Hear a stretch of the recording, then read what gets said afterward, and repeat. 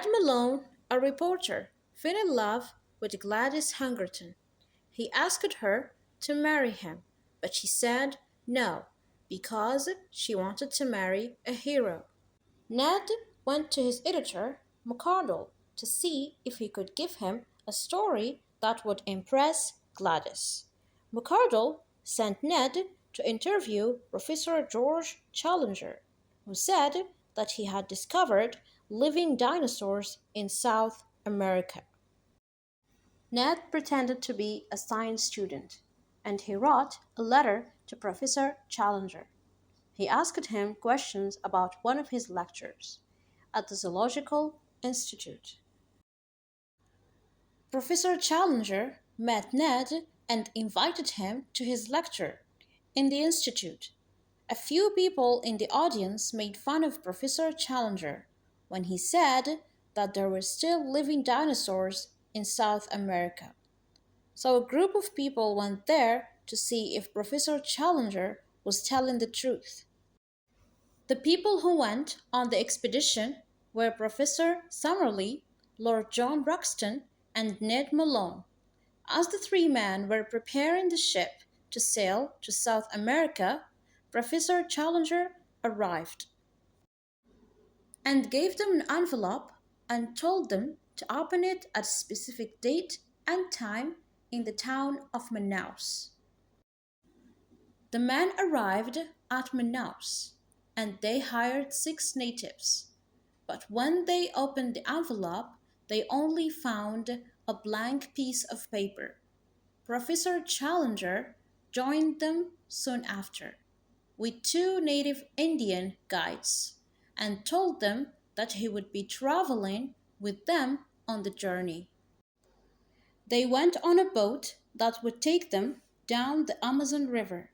During whole journey, Professor Summerlee argued with Professor Challenger. While walking through the jungle, they spotted a winged animal. Professor Challenger called it a pterodactyl, but Professor Summerlee claimed it was just a stork.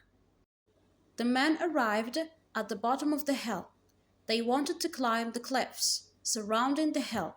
They discovered the base camp of Maplewhite, the man who discovered the hill.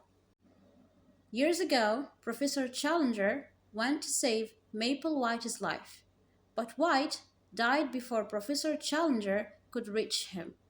Professor Challenger found a sketchbook in White's pocket that had details about the location of the hill and what was in it. One night, the men roasted a wild animal for their supper. Suddenly, a large creature flew down to take away their food.